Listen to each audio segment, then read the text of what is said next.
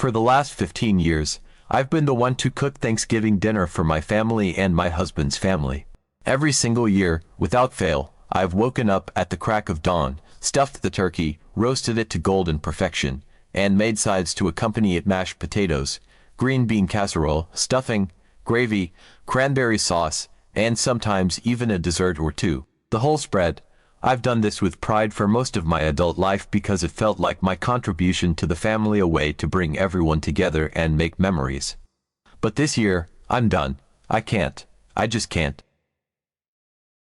Here's the thing, I'm 38 years old, a full-time teacher, and a mom to 4 kids, aged 15, 12, 6, and 2. My life is a constant juggling act of lesson planning, grading, wrangling my own kids, managing a household, and trying to stay sane through it all. This year has been particularly rough. Work has been more stressful than ever, with added responsibilities and not nearly enough support. My older 2 kids are in the thick of their teenage years, with all the drama, school pressures, and emotional ups and downs that come with it. My 6-year-old is a ball of endless energy and questions, and my 2-year-old is, well, a 2-year-old clingy, curious, and constantly testing boundaries. On top of all that, my mom has been battling breast cancer for the last 10 months. Watching her go through chemo, lose her hair, and struggle to stay strong has been devastating. She's always been the strongest person I know, and seeing her vulnerable has been so hard. She's opted to stay home this Thanksgiving because she's too tired to deal with the chaos of a big family gathering, and honestly, I don't blame her. But that's just one more reason I feel like I'm running on empty. I've been trying to hold everything together for my kids, my students, my mom, and my husband Dan. Now, when I say I need a break, I feel like no one is listening. For context, Thanksgiving has always been my thing. Even before we had kids, I took it upon myself to cook the turkey and make most of the food. At first, I enjoyed it. I liked the challenge of cooking a big meal and the satisfaction of seeing everyone gathered around the table, enjoying what I'd made. But as the years went on and life got busier, it started to feel less like a tradition and more like an obligation. I don't even get to enjoy the holiday anymore because I'm too busy cooking, cleaning, and making sure everything goes smoothly. By the time we sit down to eat, I'm so exhausted that I barely taste the food. This year, I decided I couldn't do it. I told my husband I was burned out and that someone else needed to step up. I even made suggestions. His sister Sil1 just moved into a new house with her husband and baby, so I thought maybe she could host. She's a stay-at-home mom with 1 child, and while I know being a mom is hard work, she has more flexibility than I do. But as soon as I suggested it, my mother-in-law shut it down. Sil1 is unreliable, she said. What if she doesn't wake up early enough to make the turkey? Okay, but how is that my problem? If she oversleeps, then maybe the turkey is late, and we all survive. Then I suggested my brother-in-law's wife Sil too. She and my brother-in-law got married this summer, and while she's never cooked a turkey before, I figured this could be a chance for her to try. After all, none of us knew how to cook a turkey the first time we did it. My mother-in-law dismissed that idea too, saying, the turkey cooks itself, but it needs someone responsible to manage it. Again, how is this my issue? Why am I always the responsible one who has to take on the hard stuff while everyone else gets a free pass? Here's what really gets me. Every year, my husband's family shows up, eats, and leaves without lifting a finger. No one offers to help cook or clean up. They just assume that because I've done it in the past, I'll do it again. When I told my husband I wasn't cooking this year, he immediately got defensive. He said I was just resentful because his parents helped Sil1 buy her house. That's not true. I don't care that they helped her. I even suggested Sil2 could handle the turkey, so it's clearly not about that. But my husband kept insisting that my decision was about some underlying grudge. Then he brought up something completely unrelated, that his parents always criticize us for going on date nights and leaving the kids with our 15-year-old daughter. He said I've been holding on to that anger and using Thanksgiving as a way to get back at them. Yes, it annoys me that his parents think we're neglectful for taking a few hours to ourselves, but that has nothing to do with this. I'm not trying to punish anyone. I just don't want to cook a damn turkey this year. When I explained that I was exhausted and desperately needed a break, My husband gave me this incredulous look and said, "You have 5 days off before Thanksgiving. Why can't you just rest and then cook?" I felt my blood boil. Those so-called days off are anything but restful. They're not some magical bubble of peace where I lounge around sipping coffee and catching up on Netflix.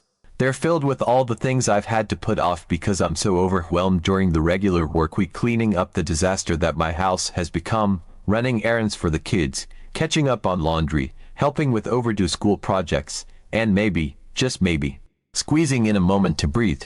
Rest. What rest? It's a joke to even suggest that I have the luxury of downtime. And even if I did have a spare moment, the thought of using it to prepare for yet another chaotic holiday doesn't exactly feel relaxing. It's not just about putting a turkey in the oven. It's the endless mental checklist that comes with hosting Thanksgiving, planning the meal, making sure I have all the ingredients, timing everything so that it's ready at once, setting the table, making sure the kids are out of everyone's way. It's a marathon, not a sprint. Then there's the waking up at the crack of dawn to start cooking, checking and rechecking the turkey to make sure it doesn't dry out, and then answering the inevitable barrage of questions like, is it almost done? And when do we eat, all while trying to juggle everything else happening in the kitchen. By the time the meal is served, I'm not just physically tired, I'm mentally drained. For once in my life, I just want to show up, sit down, and eat like everyone else does. Is that really so much to ask? But my husband didn't stop there. He didn't even try to understand where I was coming from. Instead, he hit me with, "You're neglecting your motherly duties." Those words cut so deep. Why is it that my motherly duties always seem to include cooking, cleaning, and bending over backward to ensure everyone else is happy, while everyone else gets to take a back seat? Why is it that his siblings can simply say, "I don't feel like cooking this year," and it's accepted without a second thought, but the moment I try to step back, I'm selfish? What about the years I've spent doing it all, often without so much as a thank you? Why is it unreasonable for me to say, "Not this year"? It's not like I'm saying, "I'll never cook Thanksgiving again." I just want a break. 7 years in a row I've been the one to shoulder this responsibility. 7 years of waking up early, hosting, cleaning up, and quietly enduring the stress of making it all happen. I'm not asking for someone to repay me or even to recognize all the effort I've put in. I just want someone else to take the lead this time. Why is that so hard for him to understand? What made it worse was when my husband tried to psychoanalyze my decision, as if there had to be some ulterior motive. He implied that I'm only refusing to cook this year because my mom isn't coming. He actually said that with a straight face, as if my exhaustion and frustration weren't valid on their own. But that has nothing to do with my decision to step back from cooking. It's about the fact that I'm tired, bone deep, soul-crushingly tired. I've been tired for years, but I pushed through because I felt like it was my responsibility, like I owed it to everyone to keep the tradition alive. This year, though, something finally clicked. I realized I don't have to do it. Just because I've always done it doesn't mean I'm obligated to keep doing it forever. I don't need to justify my exhaustion or explain why I need a break. Of course, my husband's family is now in a panic because no one knows how to make a turkey, really. It's 2024. There are recipes, tutorials, and even pre-cooked options. If I can figure it out, so can they. But instead of stepping up, they're all acting like the holiday is ruined because I'm not playing chef. My husband keeps saying I'm making this a bigger deal than it needs to be. But isn't that exactly the point? Why is it always my responsibility? Why does no one else step up when it's inconvenient for them? So now I'm stuck feeling guilty, even though I know I shouldn't. Am I really the bad guy for wanting 1 year off? Or is this just another case of women being expected to carry the emotional and physical labor of family traditions? Update 1. First, thank you to everyone who took the time to read my original post and share your thoughts. I was genuinely overwhelmed by the response and honestly didn't expect so many people to relate or weigh in. This was my first time posting, and I didn't realize just how validating it would feel to hear others say, "You're not wrong for feeling this way." So, here's the promised update on where things stand now, after all the back and forth. After my initial conversation with my husband, I took a few days to gather my thoughts. I didn't want to keep arguing in circles or let the frustration bubble over, but I also wasn't going to back down. I've spent years being the person who keeps everything running smoothly during the holidays, and this year, I finally realized I didn't have to be. I didn't want to be, so I made my boundaries crystal clear and let the chips fall where they may. I told my husband that for Thanksgiving lunch, I would be taking the kids and going over to my mom's house. She's been through so much this year with her breast cancer treatments, and the last thing she wants or needs is the noise and chaos of a big family gathering. She asked for a quiet day, and that's what I want to give her. My mom deserves peace and comfort, and spending the holiday with her felt right to me. I told my husband he was welcome to join us if he wanted, but if he decided to stay with his family instead, that was his choice. I wasn't going to force him to come. This led to yet another round of negotiations from him, as if this were some kind of hostage situation instead of a simple family dinner. He asked if I could at least meet him halfway by popping the turkey in the oven before I left for my mom's house. That way, his family could stick to their sacred 3 p.m. dinner time tradition, as if it were carved in stone by the Thanksgiving gods themselves. I couldn't help but feel a wave of frustration. Not because his request was the most outrageous thing I'd ever heard, it wasn't. It was frustrating because it completely missed the point I'd been trying to make all along. For over a month, I'd been crystal clear, I'm not cooking this year. Yet here he was, trying to rope me back into the very role I was trying to escape, framing it as some sort of compromise. It wasn't a compromise. It was a thinly veiled attempt to keep the status quo intact without having to upset anyone else in his family. He didn't want to deal with the fallout if I stuck to my boundaries, so instead, he was trying to nudge me back into the kitchen with this easy solution. But there was nothing easy about it for me. The thought of spending my Thanksgiving morning prepping, basting, and roasting a giant turkey only to leave it behind so someone else could slide it onto the table and take the credit for hosting, was infuriating. It felt like yet another way for me to carry the burden while everyone else got to sit back and enjoy the fruits of my labor. I said no, firmly, clearly, and without leaving room for debate. Still, I tried to be reasonable. I offered a genuine compromise. I told him I'd be willing to cook the turkey if dinner was moved to 6 p.m. That way, I could spend the afternoon with my mom as I had planned, and still have enough time to prepare the turkey on my terms. It felt like a fair solution, one that allowed me to honor my commitment to my mom while also contributing to his family's Thanksgiving meal. But no, that wasn't good enough. He immediately shot it down, saying 6 p.m. was too late for dinner. Too late for whom? It wasn't like we were feeding toddlers with early bedtimes or operating on a strict holiday schedule. But the way he reacted, you'd think moving dinner by a few hours would throw the entire universe out of balance. His family could wait, but they didn't want to wait, and apparently, that was reason enough for my compromise to be dismissed outright. At that point, it became painfully clear to me that no matter what I suggested, it wouldn't be good enough unless I completely gave in and did things exactly the way his family wanted. There wasn't room for flexibility or collaboration, just the expectation that I would eventually fold and take my place in the kitchen as I had every other year. And frankly, I was done with that dynamic. I wasn't going to let guilt or tradition rope me into sacrificing my plans and my peace of mind for the sake of maintaining their comfort. But he wasn't done trying. He floated yet another idea, suggesting that maybe his mom could handle all the sides while I just cooked the turkey. The way he said it made it sound so simple, as if taking the lead on the centerpiece of the entire meal would somehow be a minor task. Apparently, the logic was that splitting the work this way would make it more manageable for me. But it didn't feel like help, it felt like another way to keep the burden squarely on my shoulders. Sure, his mom could make a couple of casseroles and maybe some mashed potatoes, but the turkey, the main dish, the thing that everyone talks about and looks forward to, would still be my responsibility.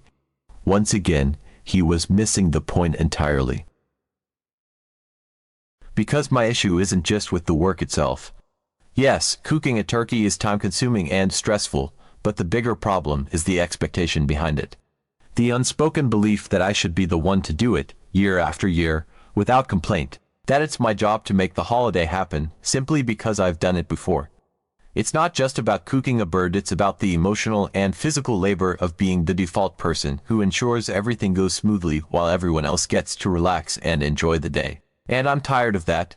I reiterated my stance. I'd only be willing to cook the turkey if dinner was moved to 6 p.m. When he refused, I stood my ground and said no. I wasn't trying to be difficult. I wasn't trying to start a fight. I was simply advocating for myself in a way I hadn't done before. I told him I'd be happy to contribute something easy this year: sodas, desserts, whatever they needed, just like everyone else gets to do. But I wasn't going to be the one responsible for the main dish. Not this time. Not when I'd already said I needed a break. Not when I'd been clear for weeks that I wasn't up for it this year. They could figure it out without me, and if that meant the turkey wasn't perfect or dinner wasn't served at 3 p.m. on the dot, so be it. It wasn't my problem to solve. What made this whole situation even more exhausting is the fact that we live next door to my in-laws and my sister-in-law SIL1. The proximity alone creates an unrelenting dynamic of constant involvement and expectations. If they need something, they knock on our door. If they have an opinion about how we're raising our kids, they share it, whether we ask for it or not.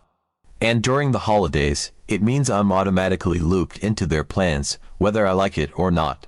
There's no escape. Even if I've made my boundaries clear months in advance as I did this year, they somehow still act shocked when I don't fall in line with what they want. To give credit where it's due, my husband isn't the type to completely shirk his responsibilities at home. He's always been a good partner in terms of dividing household tasks. He does all the daily cleaning, even when we aren't hosting, and he's equally involved in the kids' baths, school drop-offs, and pickups. I'm not complaining about him as a partner overall. But when it comes to his family, he has a blind spot a mile wide. He's so used to their dynamics that he doesn't see how unhealthy it is or how much of the burden they offload onto me simply because I've been willing to take it on in the past. The real problem is with his family. They insist that no one else can cook or host because they're incompetent. SIL1, who lives next door and is a stay-at-home mom with one baby, is constantly excused from contributing because she's supposedly too overwhelmed. My brother-in-law's wife SIL2, who has been part of the family for 5 years and just got married this summer, is apparently too inexperienced to even attempt hosting. The unspoken truth is that my in-laws have spent years coddling them, never letting them take responsibility for anything, and now they've convinced themselves that these grown adults are incapable of handling a holiday meal. That's not my problem to solve. What's been most frustrating about all this is the way they've tried to frame me as the bad guy. They've known since last month that I didn't want to host or cook this year. This isn't new information, yet somehow, my decision to set boundaries has become a family crisis. I'm tired of being the one who carries the load every year, while everyone else gets to relax and enjoy the holiday. I'm tired of the excuses, the guilt trips, and the unspoken expectation that I'll just keep saying yes because it's easier than dealing with the fallout. This year, I'm sticking to my boundaries. I'll be spending Thanksgiving lunch with my mom and bringing her favorite desserts to brighten her day. If my husband's family thinks no one else is capable of hosting or cooking, that's their problem to figure out, not mine. For the first time in years, I'm finally choosing myself, and it is good. Update 2. After reading some of the comments on my original post and reflecting on how Thanksgiving became my burden in the first place, I realized just how absurd and convoluted this tradition really is. It didn't start as a cherished family custom, passed down with love and care. No, it became my responsibility because no one else wanted to deal with it, and I was too young, too polite, and too eager to please to say no. Now, 15 years later, I'm stuck carrying a weight that was never really mine to begin with. Let me backtrack a little and explain how this all started. When I first met my husband, Thanksgiving wasn't even something his immediate family did at their house. Back then, they usually went to my husband's paternal grandparents' house, where the family tradition was handled by his grandmother and aunts. My husband and his cousins are all around the same age, so as they grew up and started getting married, that side of the family began doing their own thing, smaller, separate gatherings hosted by each aunt or cousin. This left my in-laws without a clear Thanksgiving plan, which is how it ended up falling into my lap. My mother-in-law claimed her oven was too small to make a turkey. She has one of those built-in wall ovens from the 1980s, and while it's not huge, it's plenty big enough to handle a regular-sized turkey. But instead of figuring out a solution, she conveniently passed the responsibility on to me. At the time, my husband and I weren't even living next door to them yet, but because we had a regular freestanding oven, she decided our house was the perfect place to make the turkey. The first year, she brought the turkey over prepped and ready to go, popped it into my oven herself, and came back periodically to check on it. I didn't mind too much at the time because I wasn't really doing the work, I just provided the oven. But, as you might have guessed, it didn't stop there. Every year after that, it became more and more my responsibility. By the second year, it wasn't just about providing the oven. Suddenly, I was the one who had to prep the turkey, roast it, and make sure it was ready to go. My mother-in-law stepped back completely, handing off the task as if it had always been mine. Back then, I didn't think too much about it. I was young and eager to be seen as a good wife and daughter-in-law, so I took it on without questioning it. It wasn't until much later that I realized what a trap it had become. For the first 7 years of this tradition, we didn't even live next door to my in-laws yet. That meant I wasn't just cooking the turkey, I was also transporting it. Every Thanksgiving, I'd carefully pull a hot, freshly roasted turkey out of my oven, wrap it up, and load it into the car. My husband and I would then drive it over to his parents' house, all while praying it didn't slide around in the pan or spill in the car. By the time we got there, I'd be a sweaty, stressed-out mess, and my beautifully roasted turkey would inevitably lose some of its presentation appeal during the journey. But no one seemed to care how much work it was. They'd just smile, dig in, and act like the turkey had magically appeared out of nowhere. To make matters worse, my father-in-law used to make a second turkey every year, either fried or smoked. I say used to because, as it turns out, no one actually liked it. It became this weird family joke that his turkey would always end up being fed to the dog because it was too dry, too salty, or just plain unappetizing. I still don't understand why he kept making it, but it didn't matter because I was always responsible for the real turkey, the one everyone actually wanted to eat.